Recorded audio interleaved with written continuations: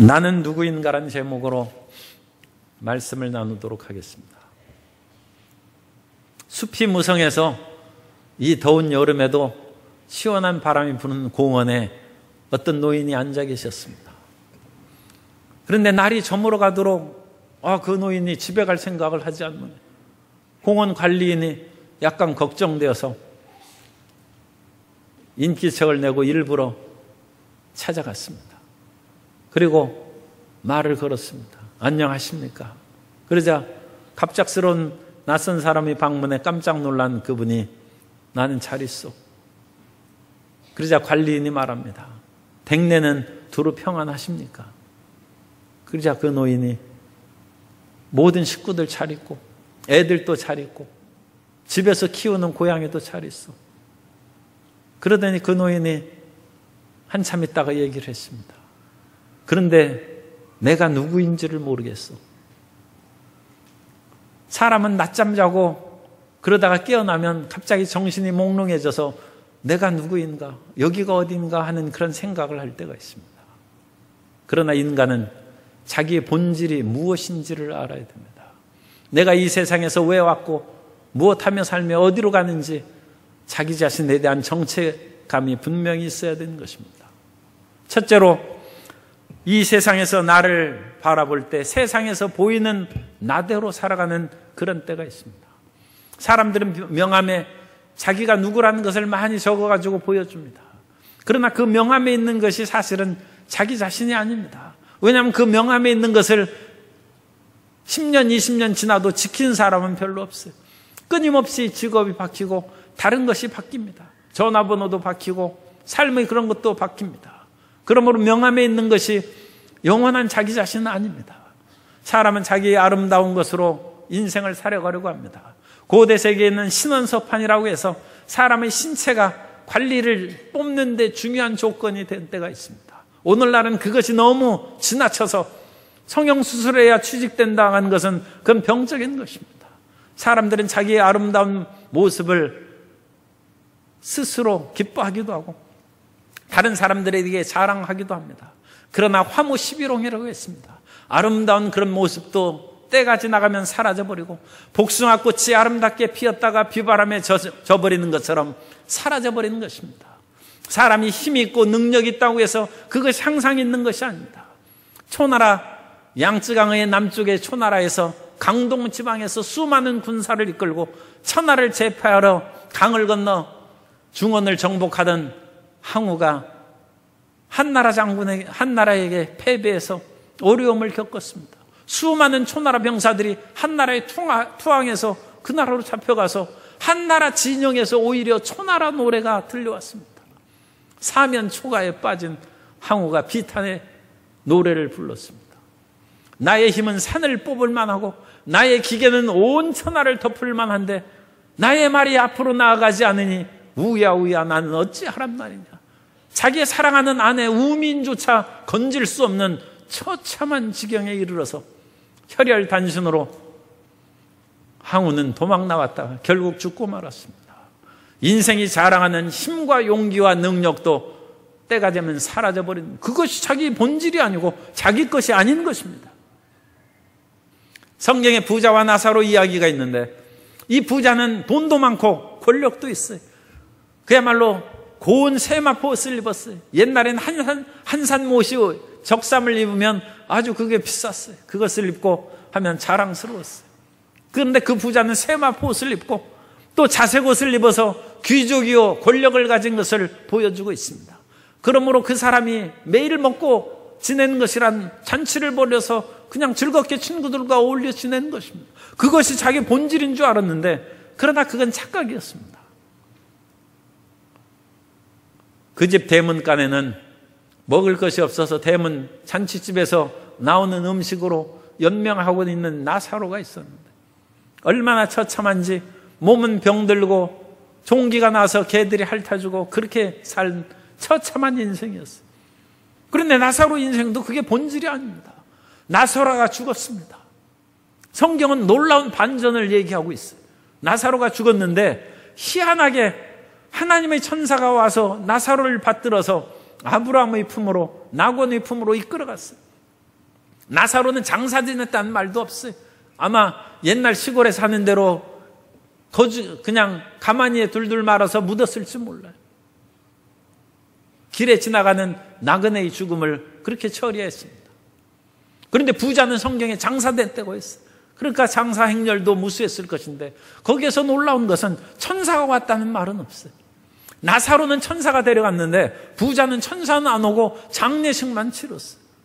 그런데 죽은 후에 나사로는 아브라함의 품에서 행복하게 지내고 있고 부자는 불꽃 가운데 목이 말라서 고통 가운데 처해 있는 상황이 묘사되고 있습니다.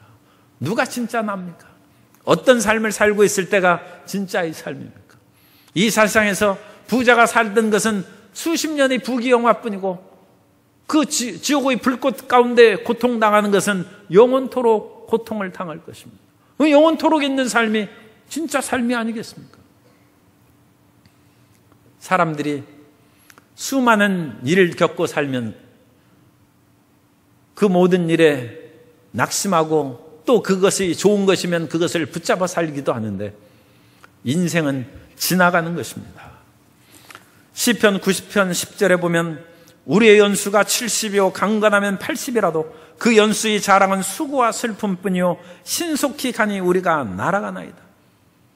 인생이 신속히 날아갈 뿐만 아니라 그 모든 영화는 풀의 꽃같이 시들어버립니다. 아무리 페랭이 꽃이 제비꽃이 아름답게 피었을지라도 장미꽃을 좋아하면 장미가 붉게 피었을지라도 그것은 지나가 버리는 것입니다. 시편 103편 15절 이하에 보면 인생은 그 날이 풀과 같으며 그 영화가 들의 꽃과 같도다.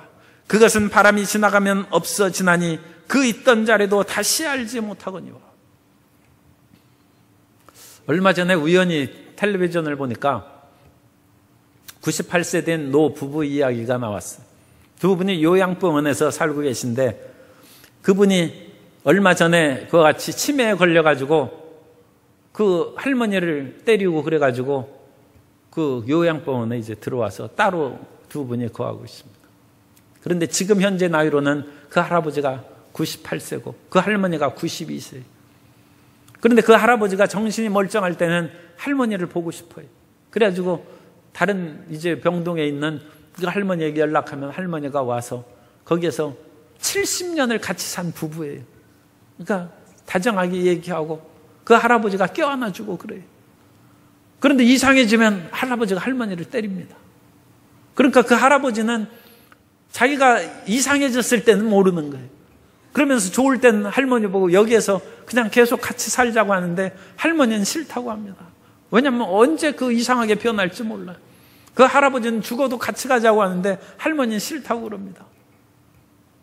인생이 육체만으로 사는 것이 아닙니다. 인생은 육체의 모든 것들이 좋았다가도 싫어지기도 하고 낡아져서 꽃처럼 떨어져 버리는 것입니다. 그러므로 인생의 실상을 우리는 성경을 통하여 바라볼 수 있어야 되는데 두 번째로 하나님이 보시는 회개하기 전의 나의 모습이 있습니다. 하나님께서 우리 인생을 바라보는 그 모습이 있어요. 하나님이 인생을 만드셨은 즉 인생을 보는 눈이 정확할 것입니다. 하나님께서 아담과 하와를 지으시고 선악을 알게 하는 나무 열매를 먹지 말라고 하셨습니다. 그건 금기사항입니다. 인간은 인간으로서의 분수와 자신을 알아야 된다는 것이죠. 그런데 아담과 하와가 뱀의 유혹을 받아서 그 선악을 알게 하는 나무 열매를 따먹습니다. 인간은 파스칼이 얘기하는 것처럼 갈대에 불과한 것이고 그야말로 한 방울 물이나 그런 것만 없어도 갈대는 말라 죽는 것이죠. 인간은 연약하고 부족한 존재임에도 불구하고 하나님과 같이 된다는 뱀의 유혹에 빠져서 선악을 알게 하는 나무를 따먹었습니다. 그 나무 열매를 먹은 후에 갑작스럽게 죽음이 다가온 거나 어떤 재앙이 다가오지는 않았어요. 그런데 하나님이 오시자 그 실상이 드러났어요.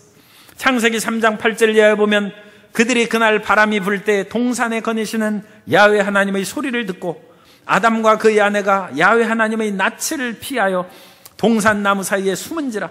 야훼 하나님이 아담을 부르시며 그에게 이르시되 내가 어디 있느냐. 이르되 내가 동산에서 하나님의 소리를 듣고 내가 벗었으므로 두려워하여 숨었나이다. 인간끼리 있었을 때는 부끄러움을 모르고 두려움을 몰랐어요. 뱀이 같이 있었을 때도 자기 타락한 것을 몰랐어요. 그러나 빛 대신 하나님이 가까이 오시자 어둠을 깨닫는 것이죠. 그것이 인간의 모습입니다. 영원한 선이신 하나님께서 오시자 두려움이 생겨서 피했습니다. 하나님이 뭐라고 책망하거나 형벌을 주신 것이 아닙니다. 그냥 하나님의 소리만 듣고도 그들이 두려워서 피하는 것입니다. 인간의 모습을 제대로 보기 위해서는 빛 대신 하나님께서 오셔야 되는 것입니다. 빛이 임하지 않으면 어둠 속에 살는 사람인 자기가 얼마나 추한 모습을 하고 있는지, 얼굴에 무슨 검댕이가 묻어 있는지 알지를 못합니다. 어둠 속에 있기 때문에. 그럼 빛이 다가오면 그걸 밝히 보게 되는 것입니다. 사람이 죄 중에서 빠져서 죄 가운데 사는 나날이 시간이 지나감으로 더욱 깊어졌습니다. 아담과 하가 가인과 아벨을 낳았는데 가인은 질투심이 생겨서 자기보다 더 사랑받는 아벨이 있는 것을 미워해서 자기 동생 아벨을 죽이고 말았다고 했습니다. 인간의 죄악이 깊어지는 것입니다. 마지막에는 하나님께서 홍수로 심판하실 수밖에 없는 그런 죄악의 관영함이 있었습니다. 창세기 6장 3절에 보면 야훼께서 이르시되 나의 영이 영원히 사람과 함께 하지 아니하리니 이는 그들이 육신이 됨이라. 그러나 그들의 날은 120년이 되리라 하시니라. 인간이 육신으로 사는 것은 120년밖에 못 살아요. 인간이 육신이 되므로 하나님의 영이 함께하지 못한다는 것입니다. 이제 우리는 육신의 정욕과 안목의 정욕과 이생의 자랑을 따라 사는 것입니다. 내 육신의 정욕이 원하는 것을 행하면 행복한 듯이 생각하는 것이고, 자기 눈에 바라보는 것이 이루어지면 행복하고, 이 세상에서 다른 사람들에게 명예를 드러내고 자랑하는 맛으로 살아가는, 그러나 그것은 풀의 꽃과 같이 떨어지고 부질없이 사라지는 것입니다. 이스라엘의 솔로몬 시대에 백성들이 사랑을 받고 신망받던 여로보암이라는 감독관이 있었어요. 그건 강제노동에 동원된 사람들을 감독하는 그런 직책이었어요. 솔로몬 휘하의 관리였죠. 그러나 이 여로보암이 사람이 충직하고 올바르자 하나님께서 그를 세우시려고 선지자 아이야를 통하여 옷을 찢어서 10조각을 주었어요. 이스라엘의 10지파를 다스리라는 것입니다. 그러므로 그 사실이 드러나게 되어서 여로보암이 도망갔어요. 그러나 솔로몬이 죽고 나라는 이제 쪼개질 지경이 되어서 그 아들 르호보암이 왕이 됐을 때 르호보암의 앞에 이스라엘의 사람들이 찾아와서 우리에게 세금과 무거운 일, 부역을 제거해달라고 했습니다. 그러나 그것을 제거해 주지 않자 이스라엘 지파 사람들이 여로보암을 왕을 세웠습니다. 열왕기상 12장 20절에 보면 온 이스라엘이 여로보암이 돌아왔다 함을 듣고 사람을 보내 그를 공회로 청하여 온 이스라엘의 왕으로 삼았으니 유다 지파 외에는 다윗의 집을 따르는 자가 없으니라. 그래서 여로보암이 왕이 됐어요. 그런데 여로보암이 왕이 되어서 가만히 살펴보니까 하나님을 예배하는 민족을 다스리는데 하나님을 예배하는 성전이 예루살렘에 있어요. 그 남쪽 유다 지파에 있는 거예요. 그래서 이건 안 되겠다. 그래서 하나님께서 아이야를 통하여 세운 이 여로보암이 하나님을 반대하는 우상을 섬기게 돼요. 그래서 예루살렘 바로 북쪽에 있는 베델 지방에 금송아지 제단을 만들고 저 북쪽의 단 지방에 또 금송아지 제단을 만들어서 베델과 단 두 도시에 예배 처소를 스스로 만들고 그곳에서 우상을 섬기도록 금송아지를 만들어 놓은 것입니다. 사람은 자기의 권력과 자기의 재물과 명예를 지키기 위해서 하나님을 대적하고 거역한 일을 합니다. 그것은 인생이 착각하기 때문에. 여로보암은 원래 시시한 사람이고 그냥 일하는 사람의 감독관이었어요. 그러나 그 충성됨을 모아서 하나님께서 이스라엘이 왕으로 세워졌으면 자기가 왕이 된 것이 아니라 하나님이 세우신 것입니다. 그러면 하나님 안에서 자기를 바라봐야 되는데 여로보암은 자기 스스로 그걸 지키려고 오히려 하나님을 거역하고 우상 숭배의 길을 열어놓아서 여로보암의 죄의 길로 걸어간 것입니다. 어린아이에게 엄마가 빵을 사줬어요. 빵이 제대로 애들이 먹을 만한 빵인지 엄마가 맛을 봐야 되지 않습니까? 그래서 달라고 했더니 애가 안 주는 거예요. 움켜쥐고 안 주는 거예요. 그럼 엄마가 그걸 못 뺏겠습니까? 애가 시끄럽고 우니까 그냥 놔둘 수 있죠. 그러나 때가 되면 그 같은 빵이나 그와 같은 좋은 그런 선물을 주겠습니까? 사람은 자기에게 주신 여러 가지 좋은 위치를 하나님께 주신 선물인 것을 알고 하나님을 향하여 헌신하고 충성하는 마음을 가져야 되는 것입니다. 그런데 그때부터는 자기가 움켜쥐고 자기 것이라고 지키려고 하면 다 사라져버리는 거예요. 여로보암이 왕의 직책을 그렇게 지키려고 했지만 그것은 죄악의 길로 가는 것이고 헛된 길로 가는 것입니다. 그러므로 우리는 그런 마음을 던져버리고 하나님 앞에 충성되고 하나님의 원하는 길로 걸어가야 될 줄로 믿습니다. 우리가 육신의 정욕과 안목의 정욕과 이생의 자랑을 벗어버리고 하나님의 뜻에 순복하려면 또 다른 하나님의 작업이 필요해요. 하나님의 역사가, 기적적인 역사가 좀 나타나는 것이 필요합니다. 이스라엘 백성들이 애굽에서 노예로 살아갈 때 하나님께서 모세를 통하여 이스라엘 백성들을 애굽에서 나오라고 하셨는데 이스라엘 백성들은 나오려고 하다가도 또 안 나오려고 하고 거기에서 400년을 살았는데 그 삶의 터전을 버리기가 쉽지 않은 것입니다. 뿐만 아니라 바로 왕은 그 백성들을 놓아줄 듯 하다가 안 놓아줄 듯 하고 그래서 이 바로도 그렇고 백성들의 마음도 하나님 향하여 열심으로 나아가는 것이 없어요. 그래서 하나님께서 열재앙을 내리사 바로의 손길을 치시고 백성들이 불순종한 마음을 고치사 젖과 꿀인 땅으로 이끌어 나아가게 하시는 것입니다. 열재앙의 기적은, 열재앙의 표적은 믿음의 길로 나아가 하나님의 뜻대로 사는 것이 본연의 인간 삶임을 깨우쳐주기 위한 하나님의 길입니다. 하나님께서 어느 날 베드로를 부르시기 위해서 이제 예수님께서 베드로의 배에 올라타셨어요. 베드로는 밤새도록 고기를 잡으려고 그물을 던졌지만 고기를 못 잡고 낙심한 가운데 빈배에 그물을 싣고 있는데 예수님이 타신 것입니다. 빈배라도 예수님이 타시면 은혜가 임합니다. 그래서 예수님께서 거기서 말씀을 전하는데 베드로가 은혜 받았다는 말이 없어요. 베드로는 그물이나 씻고 뭐하고 듣는 둥 마는 둥 그렇게 있었을 거예요.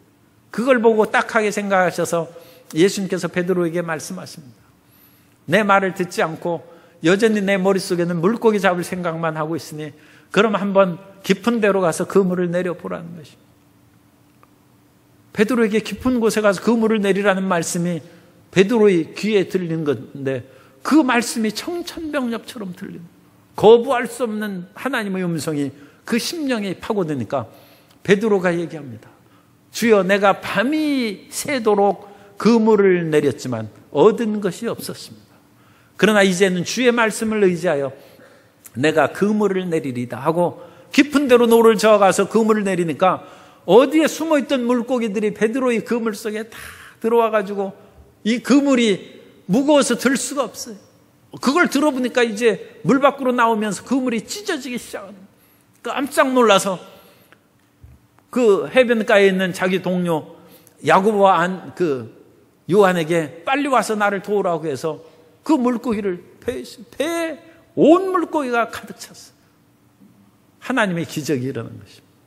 놀라운 하나님의 역사가 일어난 것을 보고 베드로가 자기 자신이 누구인가 하나님 앞에서 자기 자신을 고백하는 말씀이 있습니다.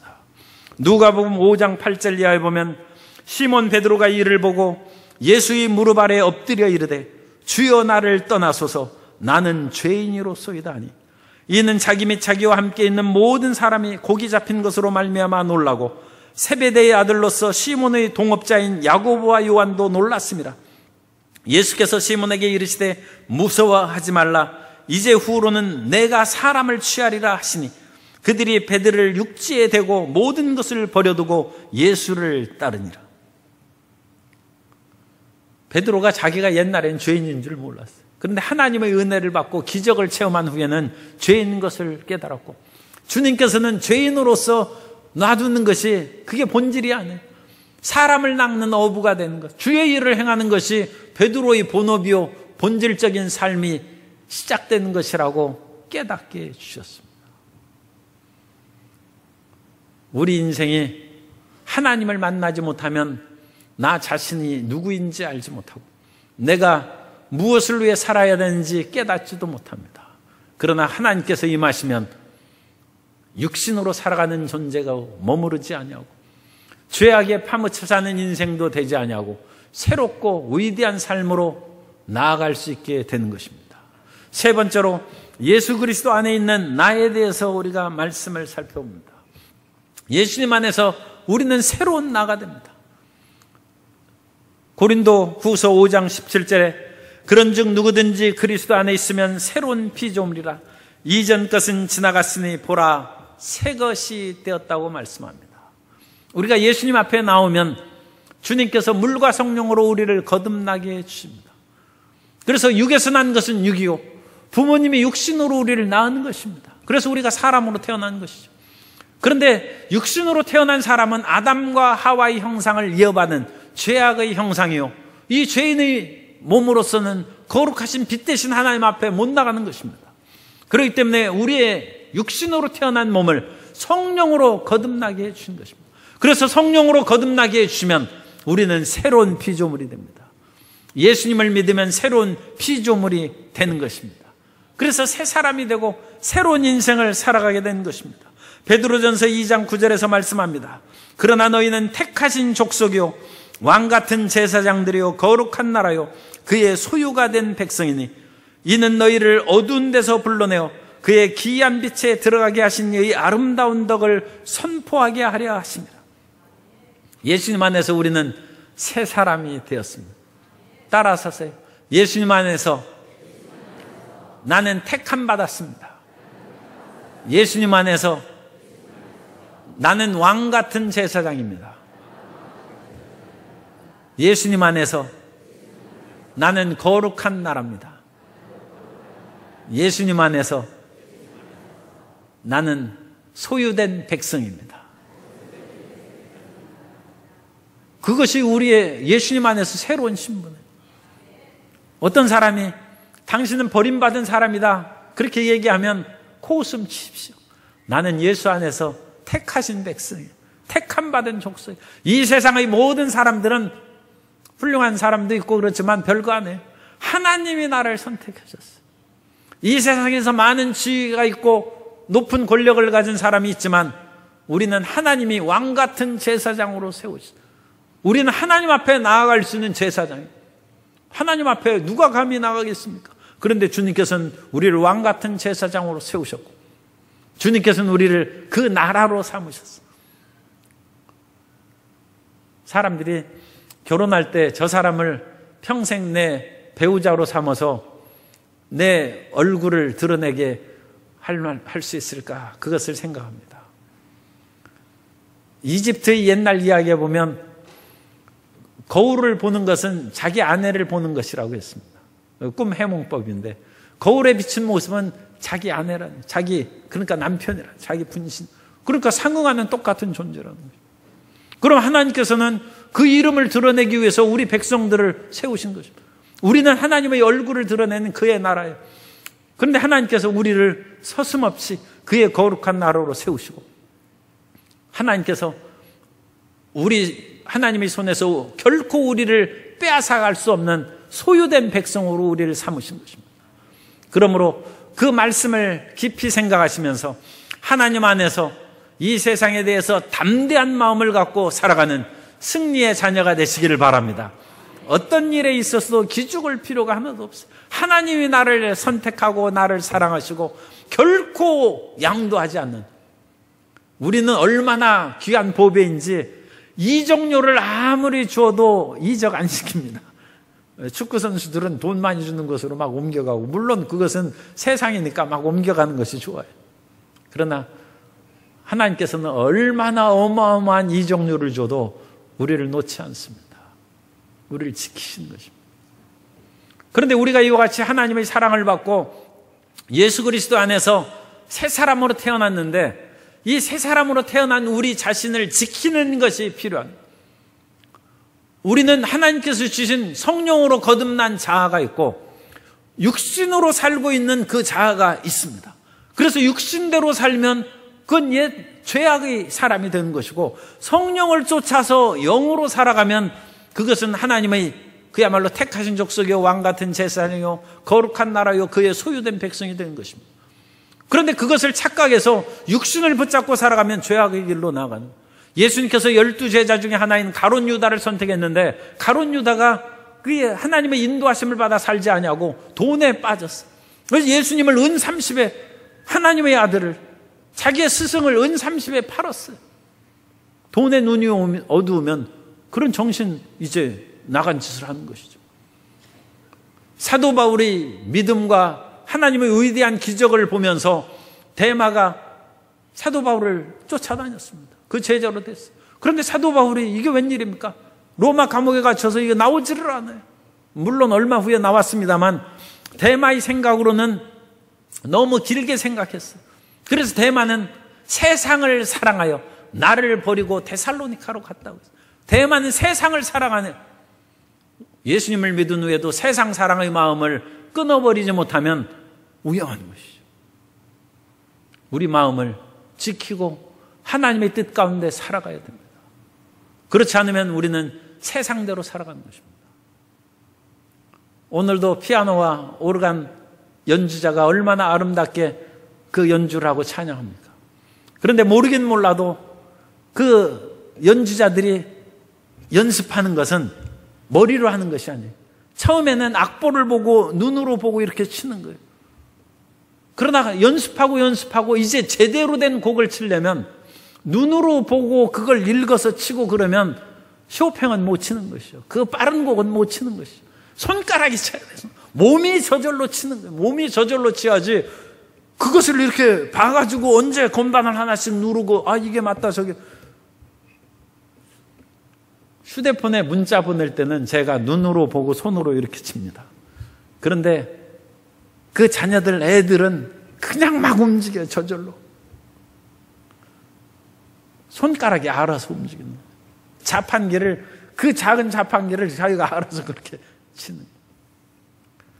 사람이 몸으로 사는 존재입니다. 상당한 부분은 몸으로 사는 존재. 그런데 우리가 거기에서 주의해야 될 것이 우리의 몸은 죄악에 익숙하다는 거예요. 그래서 예수님을 믿은 사람이 왜 죄를 짓느냐? 몸이 죄악에 익숙하기 때문에 우리는 말릴 겨를도 없이 몸이 죄 짓는 거예요. 그래서 예수님 믿는 사람이 왜 죄 짓느냐? 몸을 컨트롤하지, 몸을 관할하지 않기 때문에 죄를 짓는 것입니다. 우리의 마음의 육신이 아무리 하나님의 뜻을 쫓아 살아가기를 원해도 이 육신의 소욕을 한동안 못 이겨요. 그런데 사도 바울이 디모데전서 1장 13절에 있는 것처럼 내가 전에는 비방자요 박해자요 폭행자였으나 도리어 긍휼을 입은 것은 내가 믿지 아니할 때 알지 못하고 행하였습니다. 사도 바울이 예전에는 예수님을 믿는 사람을 붙잡아 가두고 핍박하는 사람이었어요. 그래서 자칫하면 옛날 버릇이 나와요. 세상에 전과 10범 그런 사람들이 전과 20범 30범으로 자꾸 늘어나는 것은 그 사람이 나는 죄 안 지으려고 생각해도 몸이 죄를 짓는 거예요. 몸이 워낙 나쁜 일에 익숙한 사람은 말릴 겨를도 없이 몸이 죄를 짓는 거예요. 소매치기 그런 사람들이 참 오늘날에는 소매치기가 없어졌나 모르겠어요. 옛날 제가 학교 다닐 때는 소매치기 조심하라고 소매치기에서 손을 씻은 사람이 학교에 와서 간증도 하고 그랬어요. 그런데 그 사람의 간증이 자기 생각할 겨를도 없이 남의 시계가 자기 호주머니에 와 들어있답니다. 그러니까 그것도 상당한 실력이 이제 들어야 되는 것이죠. 그런데 자기가 손을 그러니까 묶고 다녀야 돼요. 그렇지 않으면 남의 좋은 것 보면 저거 좋은 것이네 보면 언제 그것이 벌써 제 호주머니에 들어왔나. 탁월한 실력이죠. 그런데 몸이 그런 거예요. 몸이. 그렇기 때문에 이 몸을 제어해야 됩니다. 고린도전서 9장 26절에 보면 이하에 보면 그러므로 나는 다름질하기를 향방 없는 것 같이 아니하고 싸우기를 허공을 치는 것 같이 아니하며 내가 내 몸을 쳐 복종하게 하면 내가 남에게 전파한 후에 도리어 자신이 도리어 버림을 당할까 두려워함이로다. 우리 몸을 쳐서 복종시킬 때 하나님의 뜻대로 살아갈 수 있습니다. 뿐만 아니라 우리 몸을 쳐서 복종시키는 거대한 하나님의 도움을 얻어야 되는데 그것이 성령의 힘입니다. 성령께서 우리 마음을 지켜주셔서 죄악으로 가는 것을 즉각적으로 우리를 봉합해 묶어주지 않으면 죄악에서 우리가 나올 수가 없어요. 로마서 8장 3절 이하에 보면 율법이 육신으로 말미암아 연약하여 할 수 없는 그것을 하나님은 하시나니 곧 죄로 말미암아 자기 아들을 죄 있는 육신의 모양으로 보내어 육신의 죄를 정하사 육신을 따르지 않고 그 영을 따라 행하는 우리에게 율법의 요구가 이루어지게 하려 하심이라. 육신을 따르는 자는 육신의 일을, 영을 따르는 자는 영의 일을 생각하나니 육신의 생각은 사망이요 영의 생각은 생명과 평안이니라. 예수님을 믿고도 육신의 길을 따르는 사람은 육신의 죄를 집니다. 영을 따라서 살아가면 생명이 있습니다. 육신의 길을 따라가는 사람은 결국 사망과 절망의 구렁텅이에 빠지는 것입니다. 그러므로 우리는 성령 충만해야 돼요. 성령의 충만함을 받아서 육신의 소욕을 이기는 성령의 능력을 덧입어야 되는 것입니다. 그런데 성령의 능력을 덧입은 사람이 또 죄 짓는 경우가 있어요. 성경에 보면 성령의 충만함에 두 헬라 단어가 있어요. 하나는 핀플렘이라는 단어가 있고 따라서 하세요. 핀플렘이, 또 하나는 플레레오입니다. 플레레오. 그래서 우리말이 아니니까 뭐 조금 그렇게 익숙하지 않죠. 그런데 핀플레미는 성령의 외적 충만입니다. 그래서 좀 극단적인 예를 들면 하나님의 영이 삼손에게 임했어요. 그래서 삼손이 블레 사람들을 쳐부수고 나귀 턱뼈로 1,000명이나 쳐부수는 그런 놀라운 능력을 행했어요. 그런데 삼손은 기생집에도 가고 죄를 지었어요. 그런 외적인 충만을 핀플렘이라고 합니다. 오늘날 성령의 충만함을 받았다고 하면서 죄 짓는 사람들이 가끔 있는데 그것은 외적인 충만입니다. 우리 진정한 성령 충만은 내면의 충만함을 받아야 돼요. 그것이 플레로라는 단어를 씁니다. 논에 물이 가득해서 벼가 자라나야죠. 그런데 논에 물 한 번 줬다고 해가지고 물이 하나도 없이 바짝 말라 있으면 벼가 자랄 수 없죠. 벼가 이삭을 맺을 수 있겠습니까? 논에 항상 물이 되어 있어야 돼요. 그래서 가물 때에는 지하수를 파고 온갖 심혈을 거두어서 논에다 물을 대야 돼요. 항상 물이 충만한 상태에 있어요. 충만한 상태에 있어야 벼가 자라고 벼 이삭이 익어가는 것입니다.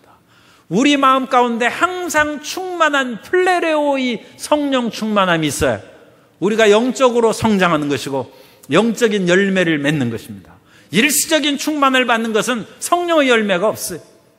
항상 성령의 충만함 속에서 살아가야 됩니다. 에베소서 5장 18절에 이 처음 말씀이 참 시험에 드는 그런 분들이 가끔 있어서 그렇게 얘기를 잘 합니다만 그래도 중요한 말씀입니다. 에베소서 5장 18절에는 술 취하지 말라. 이는 방탕한 것이니 오직 성령으로 충만함을 받으라. 오직 성령으로 충만함을 받으라는 단어가 플레레오입니다. 플레레오. 항상 충만함. 그럼 이 성령의 충만한 것을 앞에 술 취하지 말라는 것하고 왜 대조를 시켰느냐? 이 사람이 술을 취하는 것은 항상 충만한 거예요. 술을 아무리 먹었는데도 안 취하면 술 마실 사람이 없죠. 술을 마시면 자기 이성을 잊어버리고 자기의 괴로움도 삶의 그런 것을 잊어버리고 자기 정신이 싹 꼭 그런지는 모르겠습니다. 어쨌든 이상하게 되는 거예요. 그러니까 술을 마십니다. 그러니까 술 취하지 마는 것은 술에 그 모든 것이 젖어 있는 거예요. 젖어 있는 거예요. 그런데 성령 충만한 것이 그렇다는 거예요. 플레로라는 단어가 그렇다는 거예요. 일시적으로 성령 충만함을 받았다가 교회 밖에 나가면 자기 생각대로 사는 것은 그건 일시적인 팸플렘이죠. 일시적인 그런 것으로 나타나는 것이지 항상 젖어 있는 것이요. 그건 열매를 맺지 못한 것입니다. 우리가 성령 충만을 받으면 교회에 있을 때도 밖에 있을 때도 가정에 있을 때도 사업장에 갔을 때도 그게 젖어 있는 거예요. 젖어. 언제나 성령의 뜻을 쫓아서 말하고 성령의 인자함으로 사람들에게 대하고 오래 참음으로써 우리가 인내해서 그 사람의 말을 들어주고 그것이 오래 지속되면 오래 참음의 열매를 맺고 사랑의 열매를 맺고 희락, 화평의 열매를 맺고 오래 참과 자비와 양성과 충성과 온유와 절제와 같은 성령의 열매를 맺는 것입니다. 성령에 젖어 있는 삶이 진실된 나입니다. 그것이 본질적인 나이고, 죄악의 길로 왔다 갔다 하는 것은 육신의 나고 죄악의 나에 불과합니다. 예수님을 믿은 후에는 몇 번 그런데 왔다 갔다 할지라도 이제는 성령에 파묻혀서 젖어서 살아야 될 줄로 믿습니다.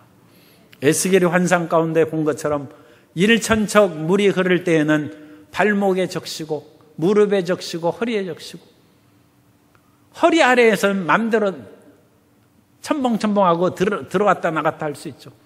그러나 허리 이상으로 물이 잠기면 성령에 휩쓸려서 사는 것입니다. 성령에 잠겨서 살아가서 하나님의 원하시는 아름다운 열매를 맺고 성령 안에서 영원토록 하나님과 행복하고 생명을 누리는 복된 삶을 살게 되시기를 예수님 이름으로 축원합니다. 그 존재가 여러분이 진짜 나입니다. 그 진짜 나를 붙잡고 항상 진짜 나, 그 진짜의 삶을 살아가는 우리 한 사람 한 사람이 다 돼야 될 줄로 믿습니다.